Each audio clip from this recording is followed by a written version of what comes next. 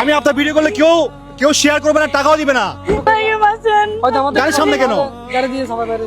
আমাদেরকে সবাই মার ফেলেন, আমার ভাইকে রক্ষা করবেন আপনি। কেউ নাই, আপনারা সবাই মাঝে মাঝে বেঙ্গলি কেটে গেছিলাম, সেখানে বলতেছে ওরা পারবে না, বড় ডাক্তার বলছে ঢাকা চলে যেতে বলছে, বড় ডাক্তার বলছে পারবে না।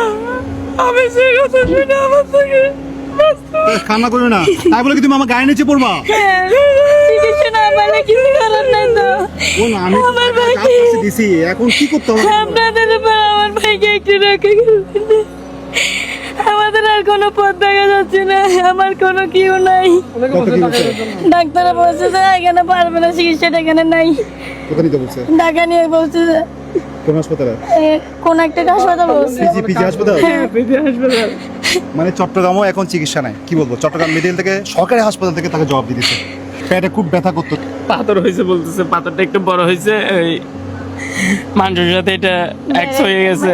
মানুষের সাথে বেড়ে গেছে বলতেছে যে কত টাকা লাগবে বলছে চিকিৎসা করতে? মোট 3-4 লাখ টাকা লাগবে বলছে। আপনার তো শেয়ার করেন না, আমার গায়ের নিচে পড়তে চাইছে। আপনারা রক্ষা করবেন, আমার ভাইকে যদি না বাঁচেন আপনাদের গাড়ির তুলে মেরে দেন।